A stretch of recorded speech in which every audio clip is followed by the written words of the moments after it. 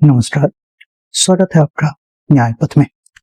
हम लोग right to equality यानी आर्टिकल 14 से आर्टिकल 18 तक पढ़ रहे थे। हमने आर्टिकल 14 कंप्लीट कर लिया था और आज हम आर्टिकल 15 से 18 तक का सफर पूरा करेंगे। सबसे पहले आर्टिकल 15 का क्लॉज 1 ये स्टेट पे रिस्ट्रिक्शन लगाता है कि स्टेट शैल नॉट डिस्क्रिमिनेट किसी भी सिटीजन को किस ग्राउंड पे, तो on the ground of religion, race, caste, sex, place of birth या फिर इनमें से कोई भी। वहीं आर्टिकल 15 का क्लॉज 2 ये इंडिविजुअल पे रिस्ट्रिक्शन लगाता है कि वो जो अभी हमने ग्राउंड देखे उनमें किसी के साथ भेदभाव नहीं करेगी। Religion, race, caste, sex, place of birth या इनमें से किसी के साथ इंडिविजुअल शैल नॉट डिस्क्रिमिनेट।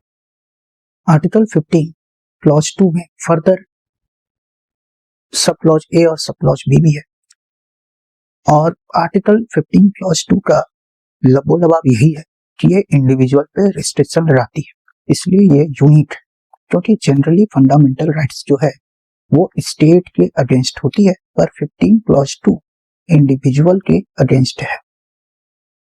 अब आते हैं आर्टिकल 15 क्लॉज 3 पे। हमने रीजनेबल क्लासिफिकेशन देखा था, अब हम यहां भी देखेंगे। एडवांसमेंट के लिए वुमेन और चिल्ड्रन के स्पेशल प्रोविजन बनाए जा सकते हैं, ये आर्टिकल 15 क्लॉज 3 कहता है। ये रीजनेबल क्लासिफिकेशन में आएगा। जैसे 1/3 सीट जो है पंचायत में वुमेन्स के लिए रिजर्व रहती है, लोकसभा और राज्यसभा में भी 1/3 सीट रिजर्व की गई है।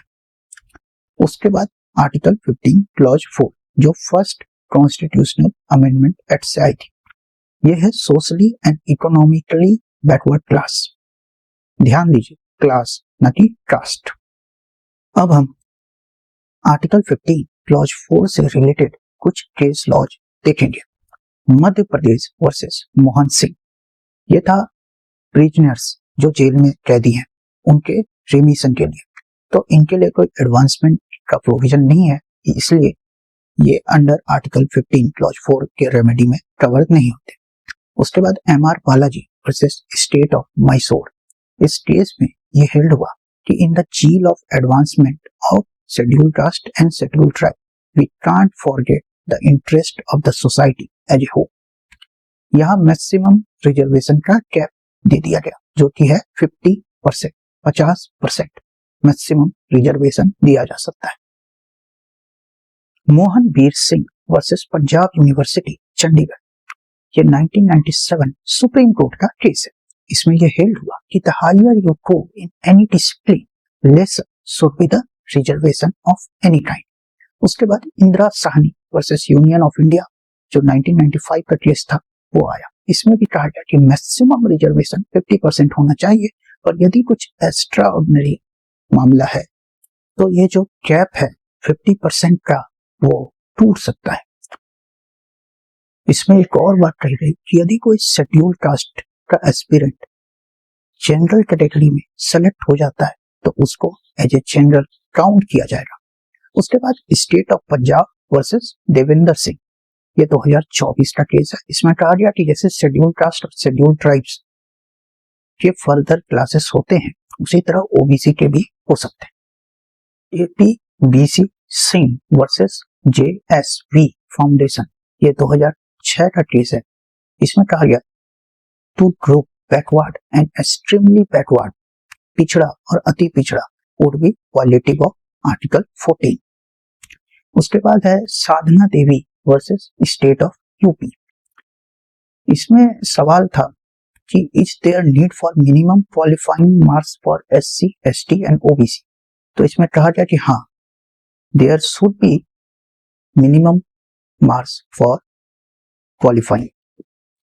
आर्टिकल 15 क्लॉज 5 ये 93rd कॉन्स्टिट्यूशनल अमेंडमेंट एक्ट से आया है।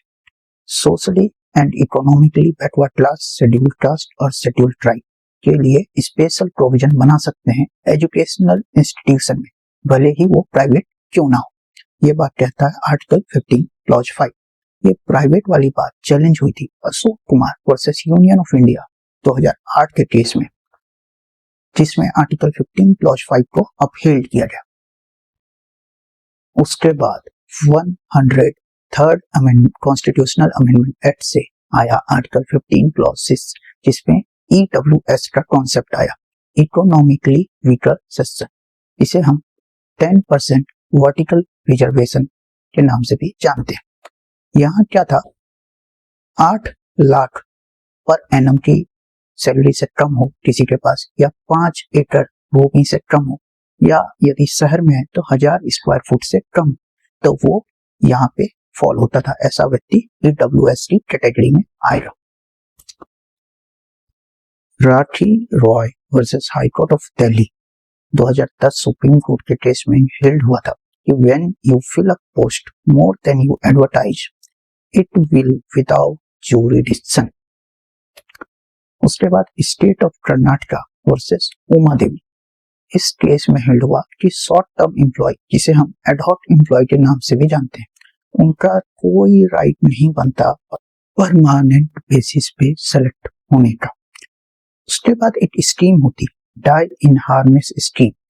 किसी का निधन हो जाए, वो गवर्नमेंट जॉब में हो, तो ये जॉब उसके इमीडिएट फैमिली मेंबर को दे दी जाती है, जो कि वाइफ है, सन है, या ब्रदर है, या सिस्टर है, या डॉटर है। इस स्कीम को चैलेंज किया गया और बाद में इसे अपहेल्ड कर दिया गया NPSC versus Nanak Chandra 2006 supreme court के केस में। अब आते हैं आर्टिकल 16 पे, equality of opportunity in matters of public employment. इस पे भी वही है, religion, race, caste, sex, descent, place of birth, residence के आधार पे किसी के साथ भेदभाव नहीं किया जा सकता। आर्टिकल 16 क्लॉज 3 से 16 क्लॉज 6 ये फॉल करता है रीजनेबल क्लासिफिकेशन में। आर्टिकल 16 क्लॉज 3 ये है कि parliament can make special provision किसे लेके, रेसिडेंस को लेके, और इसके लिए वो रेसिडेंट एक्ट 1957 की मदद ले सकती। आर्टिकल 16 क्लॉज 4 यह है कि स्टेट स्पेशल प्रोविजन बना सकती है for reservation of appointment of post in favour of any backward class of citizen जिन्हें एडिक्वेट रिप्रेजेंटेशन नहीं मिला है। इस पे एक केस है, Indira Sahni versus union of India 1999। इसमें हेल्ड हुआ कि 16 clause 4 is not an exception, rather it is an instance of reasonable classification. यहाँ पे क्रीमी लेयर का कॉन्सेप्ट आया। उसके बाद एक केस है, K C Vasanth versus state of Karnataka. यहाँ हेल्ड हुआ कि reservation must continue not endlessly, अनंत काल के लिए नहीं, पर अभी कंटिन्यू करना चाहिए।